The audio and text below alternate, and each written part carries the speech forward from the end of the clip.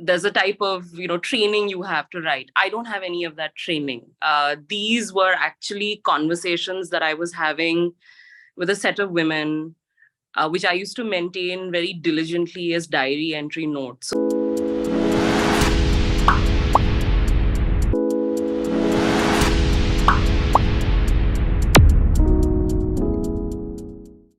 Hello, everybody. Good afternoon. We are into the season 2 with Trends Literature series, and with great happiness, we would like to introduce our esteemed guest today, Shrayana Bhattacharya. She is trained in development economics at Delhi University and the Harvard Kennedy School. Since 2006, she has worked on research projects with the Institute of Social Studies Trust, SEWA, and Center for Policy Research. At present, she is a senior economist at the World Bank. Her first book of nonfiction, which we will be discussing today, is Desperately Seeking Shahrukh, India's Lonely Young Women and the Search for Intimacy and Independence. It was published by HarperCollins in November 2021 and by Liberty Books in Pakistan in August 2022.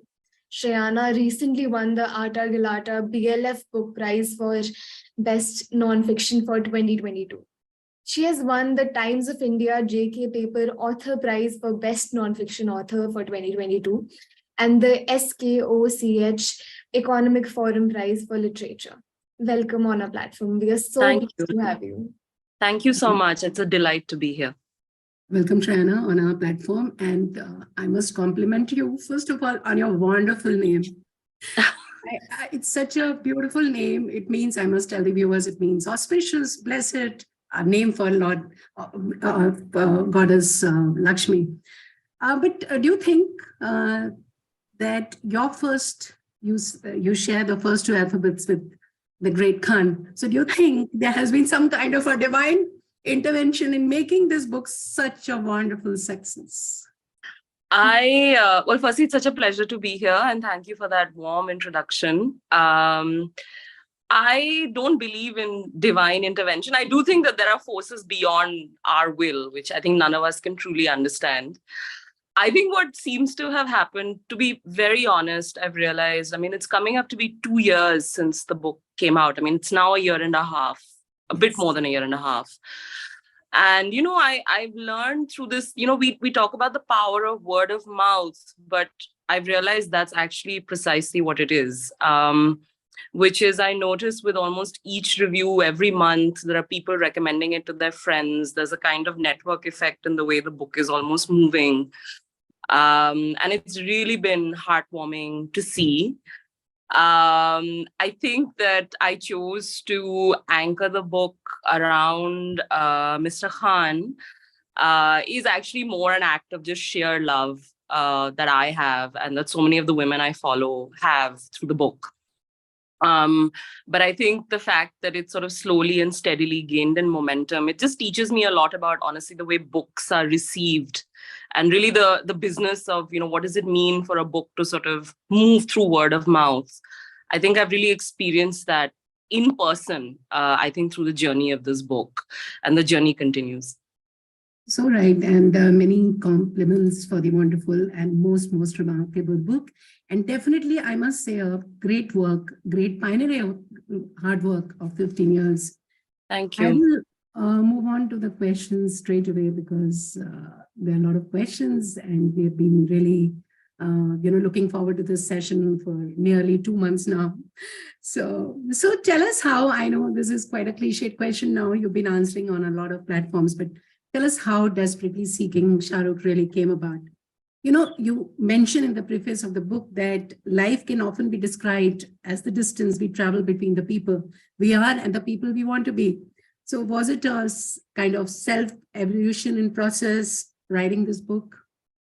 Yeah, it was never supposed to be a book. That's the first. I'm not, typically people who write books, come from either some background in writing or are journalists, especially those writing nonfiction or are academics. There's a kind of, there's a type of, training you have to write. I don't have any of that training. These were actually conversations that I was having with a set of women, which I used to maintain very diligently as diary entry notes. So there were almost dear diary notes, at the end of every day, I would sit back and I would write lots of copious notes about conversations I was having. And, I think the recognition that this was a book happened almost, I'm going to say maybe 2 to 3 years into this process of keeping these notes and knowing many of these women that I follow. And the first woman, and what really triggered the process of maintaining these notes and suddenly realizing that Mr. Khan can teach us something about womanhood and the economy, was it started in 2006. I was a young research assistant in my early 20s. It was my first job at the Institute of Social Studies Trust, which is a feminist think tank. And we had a project with SEVA. And I think many of us will know SEVA is one of the world's largest for working women, informal working women in particular. And I was supposed to do a survey on women who were making incense sticks and garments at home and, barely making a quarter of minimum wage. And it was a very traditional, typical questionnaire. You're just supposed to ask people, boom, boom, boom. And they're supposed to just give you a number and a response, and you're supposed to cajole them. And I realized that survey was just not working well because all these women looked bored. They used to call me Survey Wali Didi, and they told me that they'd met many people like me before who'd come and ask them the same questions, with kajal in their eyes and wearing khadi kurta. And they were really bored. And I realized, to sort of break up the monotony and this boredom, I started asking all these women about their favorite actor. And I was very surprised to see that there was this giant sort of fan base for Mr. Khan. And I had always been told that his fan base is largely urban, elite, NRIs, metropolitan people, emerging middle class. But these were women, in our precariat who were saving money, to get generators, to organize screenings. They felt that the cinema hall was not safe enough and was too expensive for them to go. And as I started to ask them a bit more about Mr. Khan, I realized that the energy of the conversation just opened up. So you talked about divine intervention. I don't know whether it's divinity, but it's certainly energy. And suddenly the energy was to want to talk, that boredom had sort of dissipated.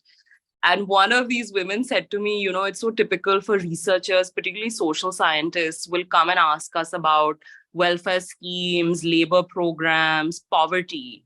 But nobody ever asks me who my favorite actor is, and I want to talk about who my favorite actor is. I don't want to just talk about my deprivations. I want to talk about my pleasures. And as I started to maintain these notes about how they watch Mr. Khan, and as you know in the book, this sort of moves from just women in the slums of Ahmedabad to women in the forests of Jharkhand, women in rural Uttar Pradesh. It sort of grows and grows. Everywhere I just realized that these women were actually not talking about him. They were using him to talk about their compromised access to markets, their compromised access to purchasing power, their compromised access to public space. And it became this very interesting vehicle for me to almost use, this simple transaction of just wanting to see your favorite film star as a proxy indicator for women's economic and personal freedom. And I steadily maintained notes. And I think this sort of theme started coming up to me when I sat with those notes into sort of 3 or 4 years. And that's how the book really began. And that I would do this for 15 years because I follow these women longitudinally for nearly 12 to 15 years. That is honestly a surprise to me still. But I managed to do it because I really enjoyed the conversations. And I felt it was an instinct in me that I felt like we just needed to continue. And I wanted to follow these lives. And I think Mr. Khan just was a great conduit to allow me to do that. So I interview them each time he had a new film out or there was something going on in his icon. And all these women and me, we would speak. And invariably, as you see in the book, it wasn't that they were just talking about him and his movies. They were talking about what was happening in their lives. So that's the genesis of the book. You've just mentioned that you did ask the women in the book how their love for Shah Rukh began. But frankly, Shrayana, how did yours begin? Yeah, Yeah, please. No, it's Shrayana. And the tongue twister. Yeah, no, it's fine. It's Shrayana. No, and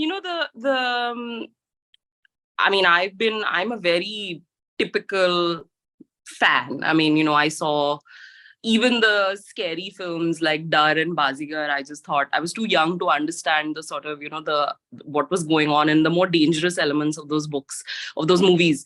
And I just remember thinking, God, this man is so refreshing, right? And he was sort of our superstar, because you'd come back home on TV, you'd see him doing interviews. And I think it was particularly those interviews, in the sort of late 90s that really sort of pushed my fandom for him. But I'll be honest with you. I think my admiration for him and the love I hold for him has actually really increased through the research of the book, because to me, he's not a movie star, in that very typical, what is a movie star? I think he goes beyond that, because when when the conversations that I've had with these women, he is basically providing support, relief, almost comfort when women in our country are dealing with such hideous forms of patriarchy, right? When they cry, they're crying watching or listening to his songs. There are stories in the book about a woman who has a violent husband who closes the door and listens, turns on the soundtrack of a movie of his really loud so she can drown out the voice of her angry husband outside. When you realize the kind of cultural role he plays, right, in sort of providing that buffer or a relief to so many women who are just trying to, find their own 2 feet and be independent. To me, he now really represents all those conversations and that struggle that so many women go through. And so my love for him is actually burnished in a way because of this research, in a way that I don't even think in the earlier part, had I not done this research, I think it would be very different. So each time I see him, I almost connect him always with these conversations and the struggles, the brutal struggles I've seen women trying to hold on to a mobile phone, trying to hold on to a cinema ticket, being slapped for just going to watch a film of his on your own. These images and these stories sort of come alive now when I see him and I think of him. And so I think my fandom, to be honest, has sort of been fermented and fostered much more through the conversations and the love that I've seen very, very ordinary women in very different circumstances who are dealing with a lot more than even a person like me is in their lives, the way they rely on him. And so to me, he now means, he's almost like a way to talk about a lot of those struggles. And I think that's why he means a lot more, I think, to me than had I not done the research for the book. And you met him recently, and I know you've been to Mannat several times. And like a typical fan, whenever anybody goes to Bombay, you need to kind of be there in front of his bungalow and at least look at the massive success he's had. And he's also a personal favorite of mine. So what was it like meeting him? So, it felt like the culmination of a very strange 16-year-old journey. Mm-hmm. Because the thing is, I used to go to Mannat, one, of course, to see it, but I used to go to Mannat to interview fans who are outside. So the last section of the book is called Madness at Mannat. And I used to talk to and interview fans. The thing we don't realize is that, the people who are standing outside his home on any given evening, it's not the wealthy or the elite. It's actually very, like the lower middle class, people from the precariat, people whose economic lives are not particularly safe and secure. And it costs money and it costs time, because many of the people there, you'll see this in the book, many of the people are daily wage, earners, they're self-employed people. For them to take the time, they're traveling also, many of them from Aurangabad or other places to come. For them to take the time, it's money, it's very costly, especially in an economy such as ours, where, you're earning per day and per hour. And I was very curious, why were they, spending this money, and what did it mean? And I learned a lot. It's the very emotional conversations outside about, fathers, daughters paying for fathers' tickets and coming together to stand outside Mannat to take a picture. And it's been really heartwarming to hear people outside explain to me why they're there and how much they've actually had to save for almost 3 or 4 years to just show up to Mannat. Like, it's not it's an accomplishment for so many of these people, and an accomplishment that shows their economic independence as well as their independence when it comes to their own tastes, right? It's like a way of asserting your personality. So for me, honestly, being inside Mannat felt like the fruition of a very strange journey, because I'd been outside all the time. And And, with him, I've been saying this constantly. They tell you, you should never meet your heroes. But I feel like if your hero is Shah Rukh Khan, you must meet him.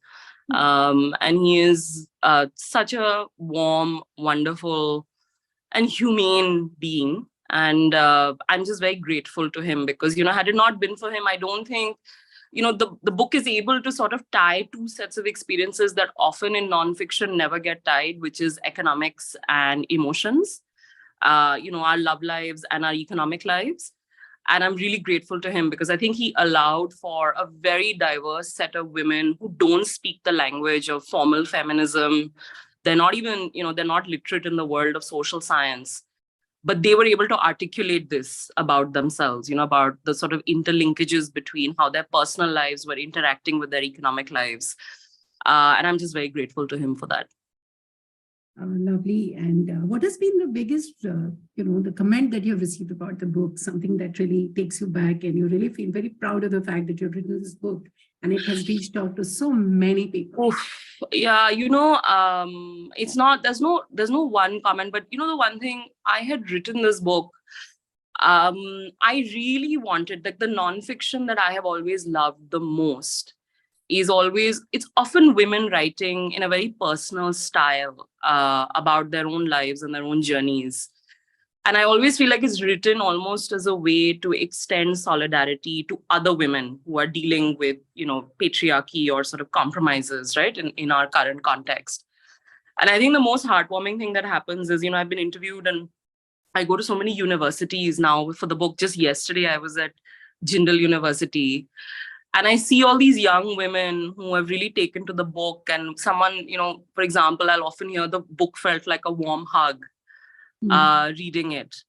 And I really wanted it to be that. I wanted the book to sort of explain to many women, irrespective of age, that, this loneliness or an anxiety that you're feeling about perhaps your love life, your personal life, there's a broader set of structural reasons why that's happening, that it has a lot to do with our economy. It's not just you feeling bad about yourself in a very isolated way. Like, your self-esteem is being structured by the way our social forces are working and our economic forces are working.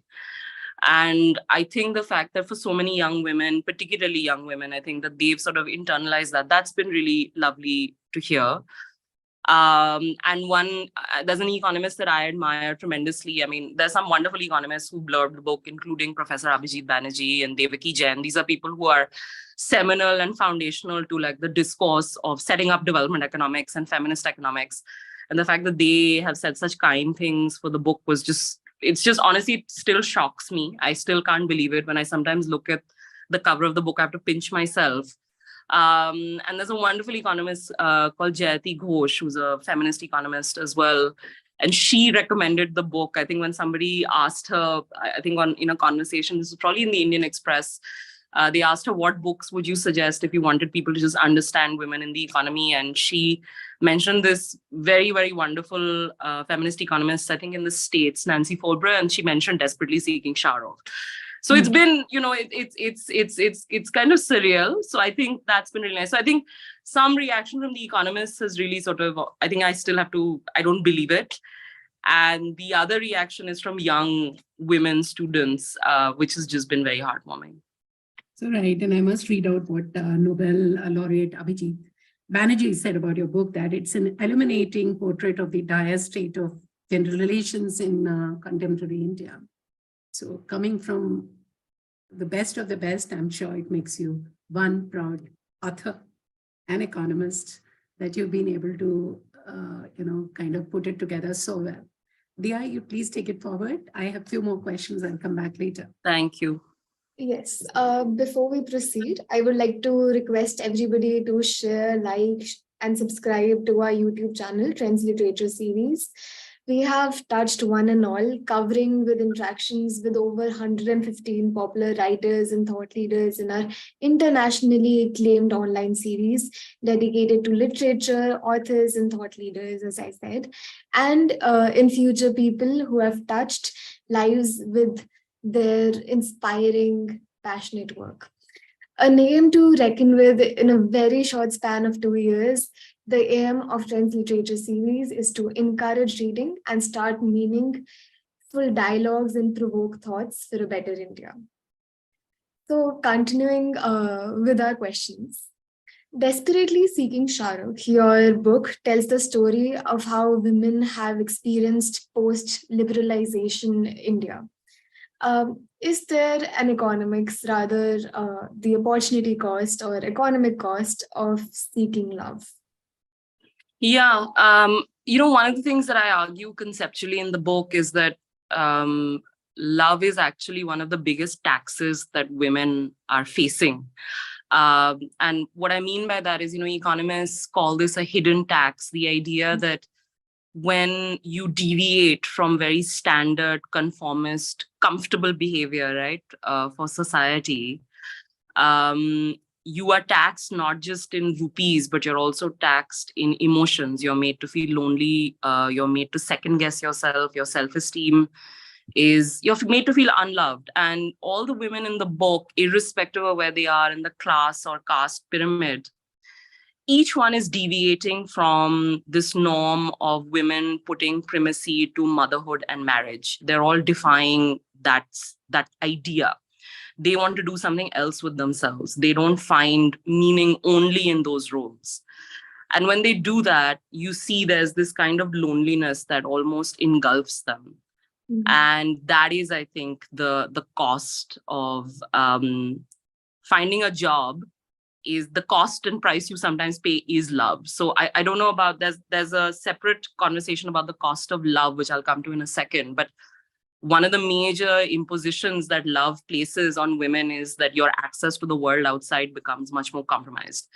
Mm-hmm. The second aspect of this is, more technical, which is, we live in an economy where 66% of women's labors are unpaid. Mm-hmm. Only 11% of men's labors are unpaid. And these labors that are unpaid that women are performing is the labor of love. And it's not just, cooking, cleaning, domestic chores, childcare. You see in the book, even amongst elite and upper middle class women with domestic help, they're always the ones keeping track. And there's data on this in the book. Economists call it the cost of keeping track. Mm-hmm. And the world of loving, caring for emotional support, doing emotional labor and domestic labor just invariably falls on the shoulders of women. And, we're not only right now in the bottom 5 of the world when it comes to women's economic freedoms, we are also in the bottom 5 when it comes to men helping in housework.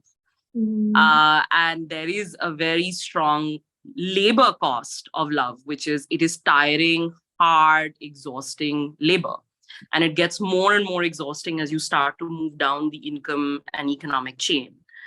So I think there's a cost of love, which is just sheer labor and exhaustion. And I describe this in the book. I say that, the feminization of care sustains this feminization of exhaustion. So you just have very exhausted women all the time. In the book, I call it time poverty.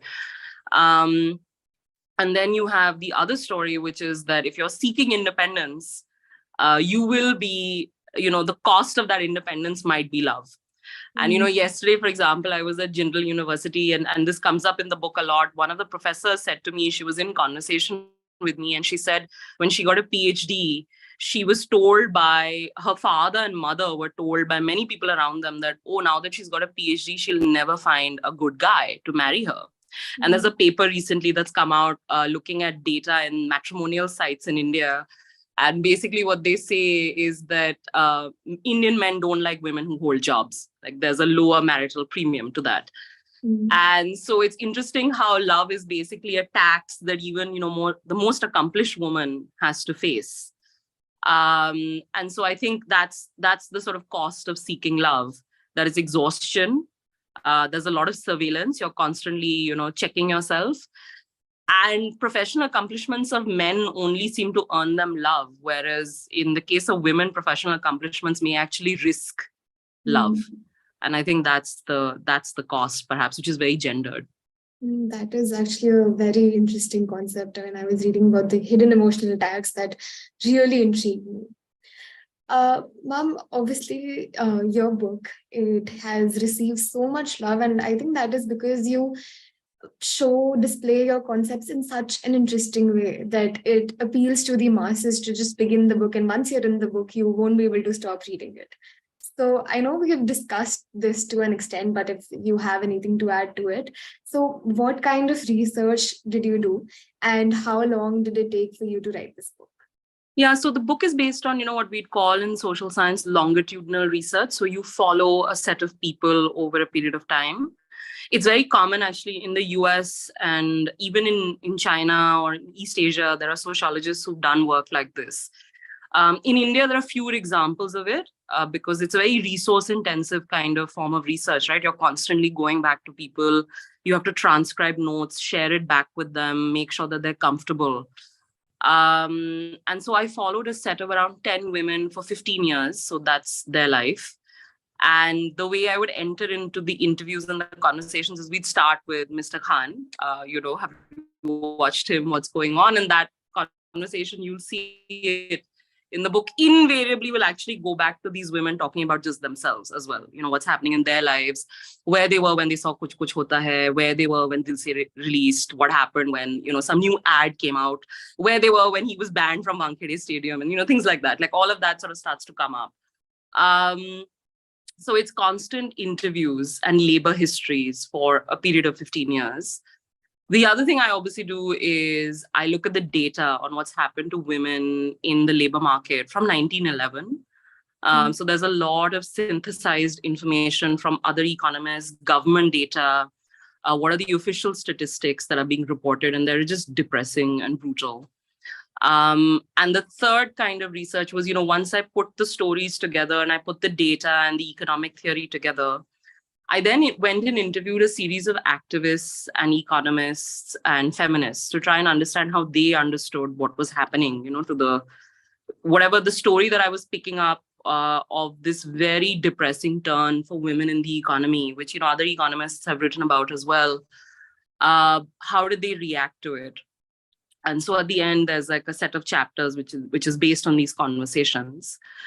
And the last thing I did was I used to interview during his birthday celebrations. I used to go and interview fans outside Mr. Khan's home, which was very interesting. And the other last set of things that I did, which sort of are input in the book, is, I'm not a film scholar. And this is not a film book. I mean, I'm too ordinary a fan to sort of analyze, Mr. Khan. I can't do it. So what I did do, though, because in the book, fandom is a research tool to actually get into conversations about womanhood and economy. But what I did do, they always say in social science that if you are going to use a research method, you have to describe your research method. So there's a chapter called Who is Shah Rukh? I mean, you have to be living under a rock not to know who he is, but I had to do that just to explain to the reader, especially those who may not know, especially in, say, other countries and so on,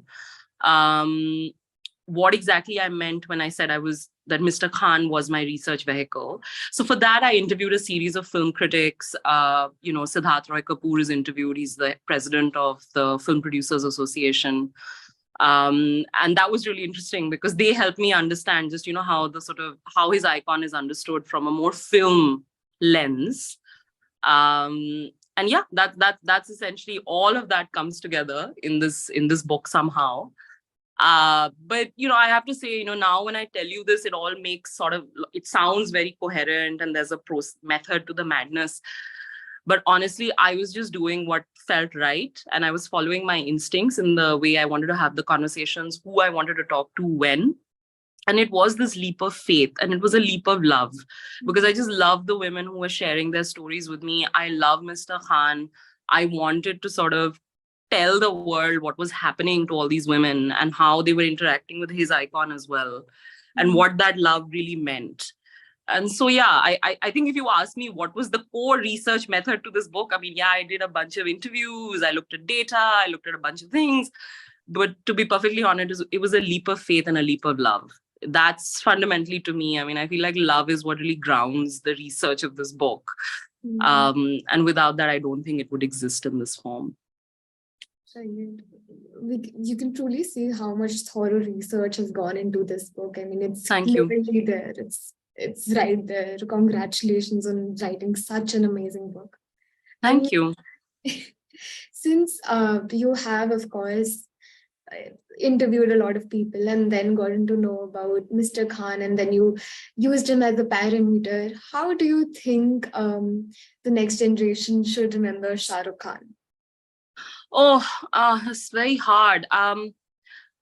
Firstly, I don't think we'll ever forget him, that we'll need to remember him. Do you know what I mean? Like by that, I just think that there are some people who are just I think there's such propelling forces in our culture, and they're so ingrained.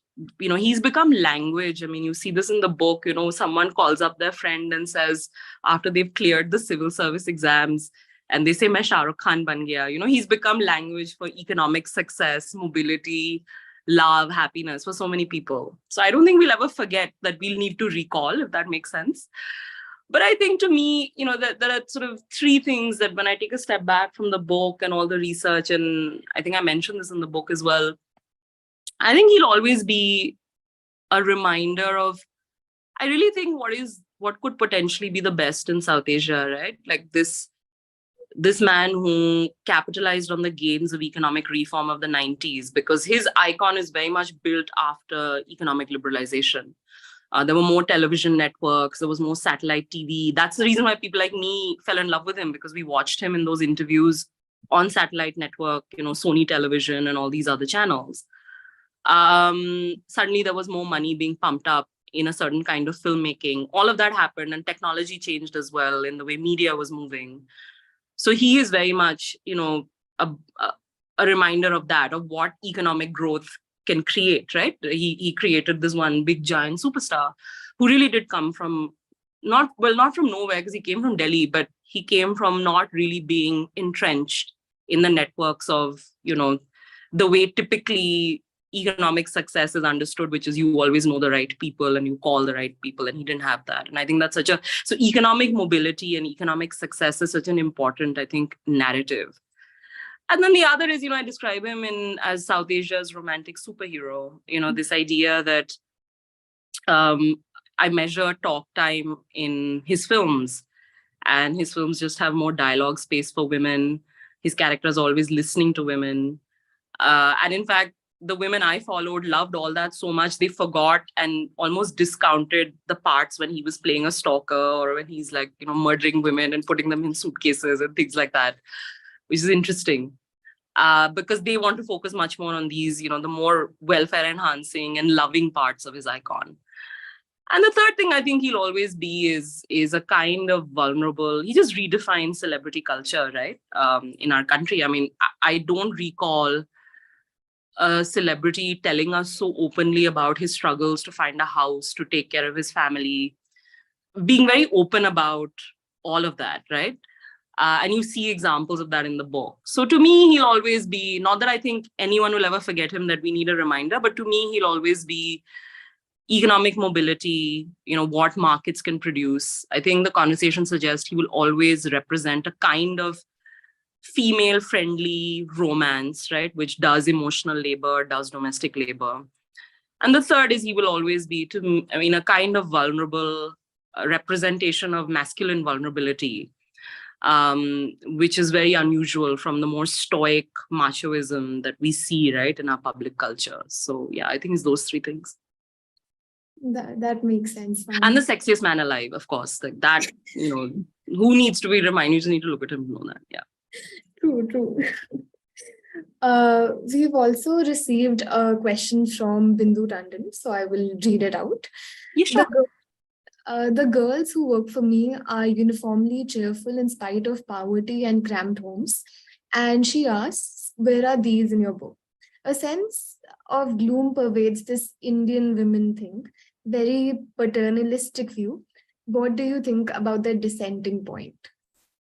So I actually don't think there is gloom. In the book, one of the things I realized, the reason I didn't want to, I mentioned this in the beginning, the reason I didn't want to sort of talk about just women's economic deprivations in that language is because it almost cements the gloom, that then that's the way, then you only will look at people from the lens of what they don't have, as opposed to the lens of what they do have, right?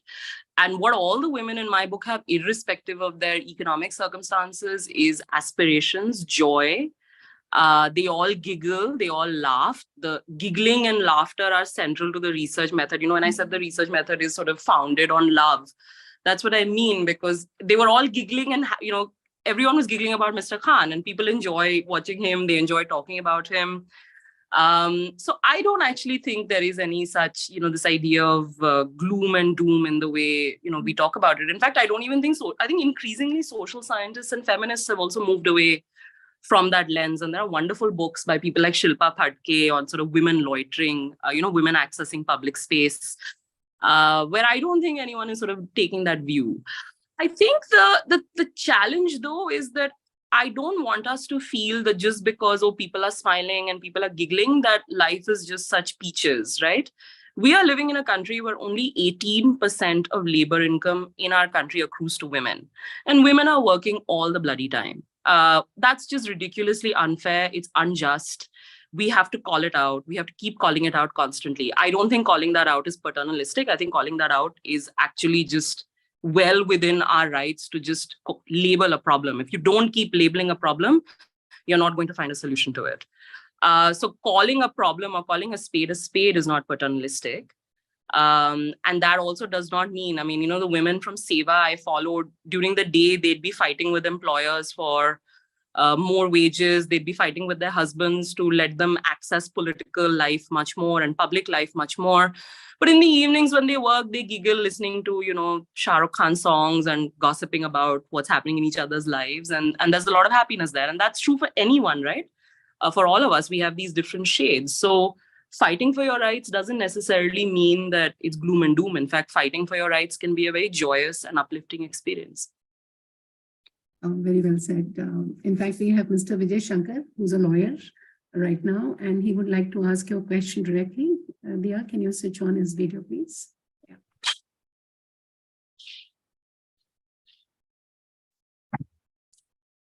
Good afternoon, ma'am. Am I audible? Yes, please. Yes, ma'am, many congratulations for your book. Yes, please go ahead. Ma'am, my question is, hello? Yes. Yeah, we can hear you. Yes. My question is, what are the mental blocks faced by professionals while they take to writing? That's a great question. Should I just keep, do you want to collect questions or how do you want to do? Should I just respond to him? Please respond to him. Okay, great. Well, thank you so much for your question. I'll tell you two mental blocks. This is a very personal struggle, and I'm so glad you asked me this question, actually. I'd been wanting to talk about it. I had two mental blocks. One is, of course, there's the sheer, is what I'm writing making sense? And, the thing is, because I don't come from a background in writing, there is, this issue around confidence, right? Like feeling confident in your voice. And I think the only solution for me out of that kind of process of, is this rubbish, is this making sense, is actually to share the work with some people you trust who are at some amount of distance from you. And for me, the two people who really played that critical role were Shaugat Das Gupta, who's my editor, and Shruti Devi, who's my agent and also very much my PhD guide for the book. They really, I relied on them to at least tell me when something was not making sense. And I think that was really helpful. I think what happened for me also, which was very helpful, is there was a small excerpt from the book that actually was published almost 7 or 8 years ago in the Indian Quarterly. And in fact, Shaugat, who was eventually my editor, was the one who had published it because he was working for that magazine at that time. And that piece got a lot of love and attention. And I think that was really helpful, to be honest, to deal with some of the, the monkeys on your back about confidence. That's one. The second mental block that I certainly faced, and I think I just powered through it, is that, many people in the social sciences and so many people told me, well, this book will not be taken seriously because you're writing about, a movie star and women talking about love. And is this a serious book? That people will dismiss it as, chick, the way people just dismiss women's voices as chick-lit, right? All the time, this chronic chick-litification. And that, I needed to remove almost parts of Mr. Khan from the book to make it much more serious and palatable to often very serious men who read nonfiction. And I just felt that would be really dishonest. as a thing to do. But it was something that's not only plagued me through the writing process, but it also plagued me during at least the first year. And even now, I know that there are men in the social sciences who think it's sort of beneath them to read this book. I think that's changing slowly and steadily with almost every month that passes by. But that was really, I mean, it was really interesting. It was a bit of a block, but I just had my own convictions to rely on. So yeah, I think, those two for me, one is confidence and feeling like the sentences are actually going to accumulate to something. And the second is I think this problem that particularly women, and if you write feminist texts that are genuinely feminist, which is they center the personal, because that is another fundamental prisms of feminism, that the personal is political. When you start to talk about intimacy, when you start to talk about the personal, and especially if it comes through the lens of a film icon, this constant feeling that, people will just dismiss it for not being serious enough. I think those two. And yeah. Thank you so much, Pam. And thank you. Do you have any and all the best for the success of this book. Thank you so much. Thank you. It's already very successful, I'm sure. And I think the Hindi version is also already there. It's come out recently. It's come out recently, and hopefully it'll be reaching people slowly and steadily. It's called Mahilanomics, Umeed Unnati or Shah Rukh Khan. It's out. Okay, they have totally changed the name, right?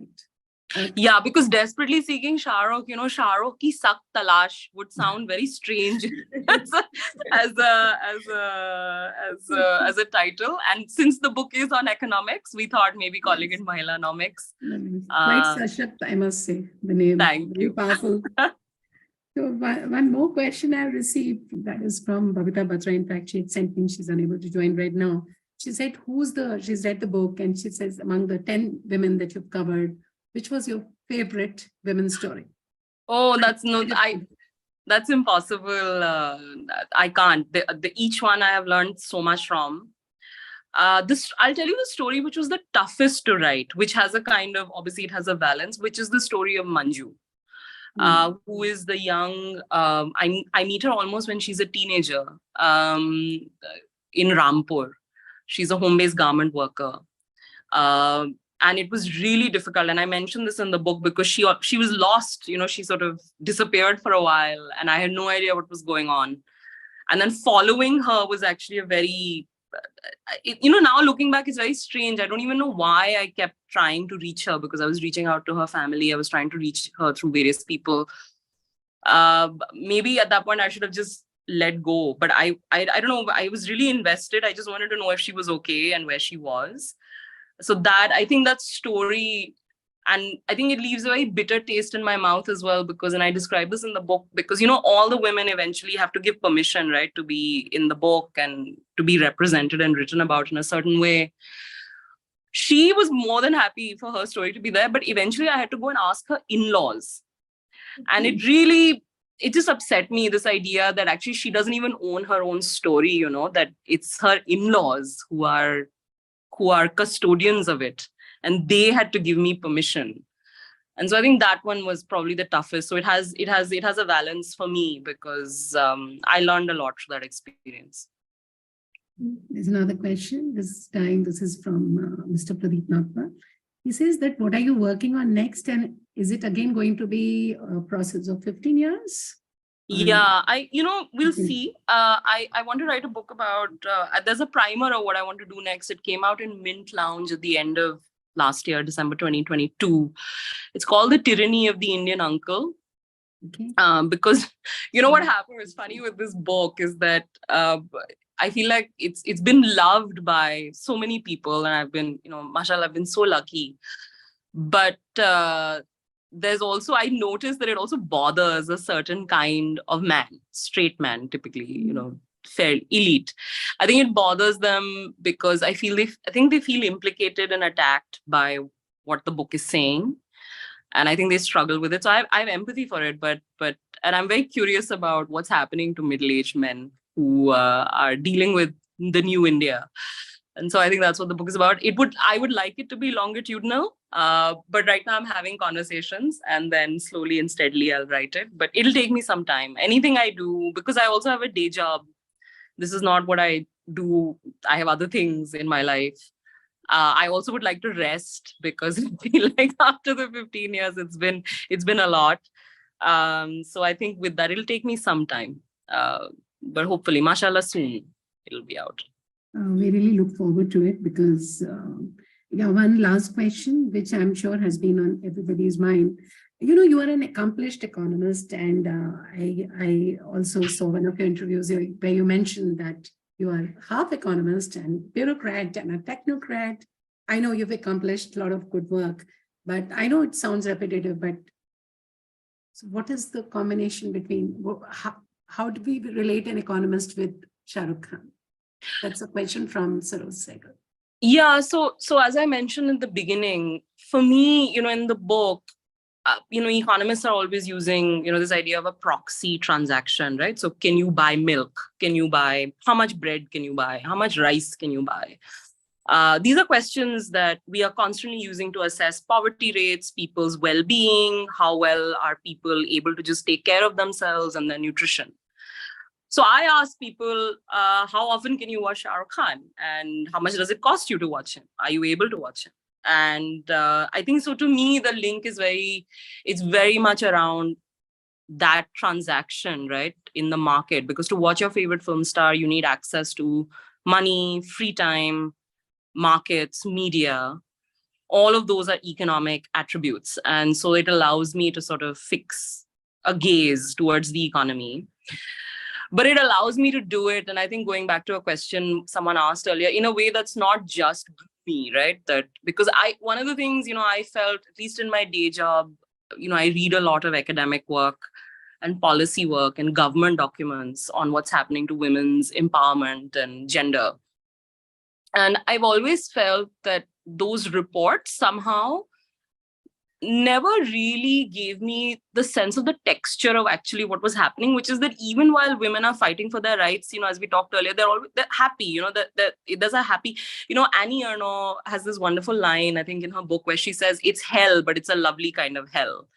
And I always felt that loveliness to that hell, somehow we're never able to capture in at least the way that technocrats and economists will write about gender. And I don't think they're supposed to. That's not the job of those reports.